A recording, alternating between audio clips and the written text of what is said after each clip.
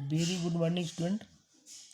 जैसा कि पिछले क्लास की बात करते हैं तो पिछले क्लास में हमने जो है पढ़ा था इलेक्ट्रॉनिक संकल्पना के आधार पर ऑक्सीकरण और अपचयन अभिक्रिया की पहचान करना। आपको बताया गया था कि ऑक्सीकरण और अपचयन अभिक्रिया को हम कैसे पहचानेंगे, जिसमें आपको हम बताए थे कि ऑक्सीकरण वे अभिक्रियाएं हैं जिनमें किसी तत्व से इलेक्ट्रॉन निकलता है तथा अपचयन वह अभिक्रिया होती है जिसमें किसी तत्व से इलेक्ट्रॉन जुड़ता है। Removal of electron is known as oxidation and addition of electron is known as reduction. जिससे रिलेटेड वीडियो जो है आपका यूट्यूब पे अपलोड है हमारे चैनल पे, आप देख भी सकते हैं। तो आज हम इसी के आगे का कुछ नया टॉपिक स्टार्ट करेंगे कि हम कैसे किसी अभिक्रिया में पहचान कर पाएंगे, किसी अभिक्रिया में कैसे पहचान कर पाएंगे कौन सी अभिक्रिया ऑक्सीकरण है और कौन सी अभिक्रिया अपचयन है। तो जैसे हमने चर्चा किया कि ऑक्सीकरण क्या होता है, इलेक्ट्रॉन का निकलना, और अपचयन क्या होता है, इलेक्ट्रॉन का जुड़ना। तो जैसे हमारे पास कोई अभिक्रिया है, इस एग्जाम्पल को आपको लेकर हम समझा रहे हैं कि हमारे पास अगर कोई भी अभिक्रिया है तो हम कैसे पहचानेंगे किस, जैसे इसमें दो हैं, एक है आपका SnCl2 और दूसरा है FeCl3। तो किस पदार्थ का ऑक्सीकरण हो रहा है और किस पदार्थ का अपचयन हो रहा है, इसकी पहचान करने के लिए हम कौन कौन से नियम अप्लाई करते हैं। उसके लिए आपको सबसे पहले ये दोनों पॉइंट बहुत ही अच्छे तरीके से समझ में आना चाहिए कि इलेक्ट्रॉन का निकलना और इलेक्ट्रॉन का जुड़ना। इलेक्ट्रॉन का निकलना ऑक्सीकरण होगा और इलेक्ट्रॉन का जुड़ना अपचयन होगा। तो अगर अभिक्रिया हमारे पास है तो किसी अभिक्रिया में ऑक्सीकरण और अपचयन की पहचान करने के लिए हमारे पास तीन पद होंगे। सबसे पहला होगा आणविक समीकरण। आणविक समीकरण क्या है, जैसे ये जो समीकरण लिखा गया है ये आणविक रूप में है। अभी हम इसको बदलेंगे किस किस फॉर्म में, आयनिक फॉर्म में। आणविक अवस्था से आयनिक अवस्था में परिवर्तित करेंगे सबसे पहले, फिर हम आयनिक अभिक्रिया की अर्ध अभिक्रिया लिखेंगे, और फिर तीसरा जो पद होगा कि हम इलेक्ट्रॉन के जुड़ने या निकलने के आधार पर समीकरण की पहचान करेंगे। तो तीन पद हो गए, आयनिक समीकरण को, आणविक समीकरण को आयनिक समीकरण में बदलना, फिर आयनिक समीकरण की अर्ध अभिक्रिया लिखना, और फिर अर्ध अभिक्रिया में इलेक्ट्रॉन के जुड़ने या निकलने के आधार पर इसको परिभाषित करना। अगर यहाँ पर हम बात करते हैं SnCl2, तो हम जानते हैं कि क्लोरीन पर एक निगेटिव चार्ज होता है Cl- के रूप में। तो यहाँ पर दो क्लोरीन है, इसका मतलब हुआ कि दो क्लोरीन पर दो इकाई का माइनस होगा, तो इस Sn पर दो इकाई का प्लस होगा। यानी कि इसको हम लिख सकते हैं Sn2 plus plus 2Cl minus, Sn2 plus plus 2Cl minus. हम इसके स्थान पे लिख रहे हैं, इसके स्थान पर इसको लिख रहे हैं तोड़ करके, जो कि हमारा कहलाएगा, ये कहलाएगा, यही है आपका आयनिक समीकरण बनेगा। अभी यही लिखने पर ये बनेगा आयनिक समीकरण, और ये हमारा क्या है, ये है आणविक समीकरण, ये है आणविक समीकरण। तो ये आणविक समीकरण आयनिक समीकरण में परिवर्तित होगा। इसी प्रकार से यह भी हमने कहा Cl पर माइनस चार्ज होता है, तो यहाँ पर 3Cl है, यानी कि 3Cl माइनस हो जाएगा, 3Cl माइनस। तो अगर ये 3Cl माइनस तो यह भी पर उतना ही 3 प्लस, तो हो गया SnCl2 plus 2Cl minus plus Fe3 plus plus 3Cl minus gives out. फिर वही बात Cl पर एक माइनस, तो Sn पर यहाँ पर 4Cl है, इसका मतलब 4 माइनस, तो Sn पर हो जाएगा Sn4 प्लस। इसी प्रकार से आगे आएंगे तो Fe, फिर Cl पर 2Cl माइनस, तो Fe पर 2Fe प्लस। तो यहाँ पे हम देख रहे हैं कि Cl पर हर जगह चार्ज माइनस है, तो Cl को हम ऐसे कैंसिल आउट मान लेंगे। Cl कैंसिल हो गया, Cl कैंसिल हो गया, Cl कैंसिल हो गया, क्योंकि सब पर एक ही प्रकार का आवेश है। जबकि अगर हम इनकी बात करते हैं Sn, Fe, Sn और Fe, तो यहाँ पर Sn जो है आपका Sn2 plus plus Fe3 plus gives out Sn4 plus plus Fe2 plus. हम देख रहे हैं कि इनके ऊपर आवेश बदल रहा है, यहाँ पर 2 प्लस, यहाँ पर 4 प्लस, यहाँ पर 3 प्लस, यहाँ पर 2 प्लस। तो अब हम ये समीकरण हमारा हो गया आयनिक समीकरण, इस आणविक समीकरण का ये हो गया आयनिक समीकरण। अब हम, ये हमारा हो गया पहला पद। अब हम दूसरे पद की बात करते हैं। हम आयनिक समीकरण की अर्ध अभिक्रिया लिखेंगे।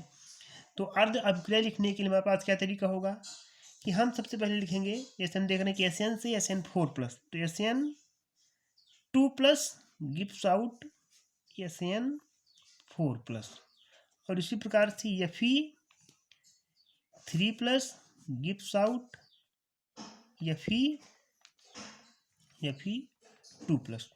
तो Sn2 प्लस से Sn4 प्लस बढ़ रहा है, यानी कि इसका मतलब क्या है कि धनावेश बढ़ रहा है, धनावेश में वृद्धि, धनावेश में वृद्धि हो रही है। धनावेश में वृद्धि होने का मतलब ये हुआ कि Sn2 प्लस, 2 प्लस का मतलब हुआ कि ये Sn ऑलरेडी 2 इलेक्ट्रॉन त्याग कर दिया, यानी कि जितना आवेश है उतना इलेक्ट्रॉन त्याग दिया, यानी कि ये पहले ही Sn जो है 2 इलेक्ट्रॉन क्या किया, त्याग दिया है। और अभी क्या है, अगर Sn2 प्लस से 4 प्लस बना, इसका मतलब 2 तो त्यागा था, अब इस समय वो 4 इलेक्ट्रॉन त्याग दिया, यानी कि इसका मतलब 2 इलेक्ट्रॉन और निकल गई।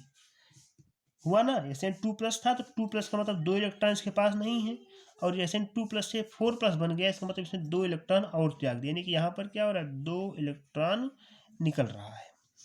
और इसके अब विपरीत यहाँ पर आएंगे तो हम देख रहे हैं कि Fe3 प्लस से Fe2 प्लस, Fe3 प्लस का मतलब कि ये 3 इलेक्ट्रॉन जो है ये त्याग दिया है, 3 इलेक्ट्रॉन का त्याग किया, 3 इलेक्ट्रॉन त्याग करके फिर 2 प्लस का मतलब हुआ कि इसने 2 इलेक्ट्रॉन केवल त्यागा है। 3 प्लस का मतलब इसने 3 प्लस का मतलब हुआ कि इसने 3 इलेक्ट्रॉन का त्याग किया, और 2 प्लस का मतलब हुआ कि 2 इलेक्ट्रॉन का त्याग किया है, यानी कि पहले तो 3 त्याग किया था, अभी वर्तमान समय में यानी कि प्रोडक्ट के फॉर्म में ये 2 इलेक्ट्रॉन त्याग किया, इसका मतलब इसमें 1 इलेक्ट्रॉन जुड़ गया। तो अब यहाँ पर हम देख रहे हैं कि रिएक्शन इसको मान लेते हैं फर्स्ट, इसको मान लेते हैं रिएक्शन सेकंड, हाफ रिएक्शन यानी कि अर्ध अपक्रिया। तो अर्ध अपक्रिया प्रथम और अर्ध अपक्रिया द्वितीय। तो अर्ध अपक्रिया प्रथम में इलेक्ट्रॉन निकल रहा है, इलेक्ट्रॉन क्या हो रहा है, निकल रहा है, 2 इलेक्ट्रॉन निकल रहा है। तो इसका मतलब ये हमारा रिएक्शन जो है, ये पहला रिएक्शन क्या है, ये है ऑक्सीडेशन यानी कि ऑक्सीकरण है। जैसे हमने कहा ना कि इलेक्ट्रॉन का निकलना ऑक्सीकरण होता है, तो पहले अपक्रिया में इलेक्ट्रॉन क्या हो रहा है, 2 इलेक्ट्रॉन निकल रहा है, इसका मतलब इसका ऑक्सीडेशन हो रहा है। और दूसरी जो अपक्रिया है, ये आपका इसमें इलेक्ट्रॉन क्या हो रहा है, जुड़ रहा है, इसका मतलब इसका रिडक्शन हो रहा है, इसका क्या हो रहा है, रिडक्शन हो रहा है।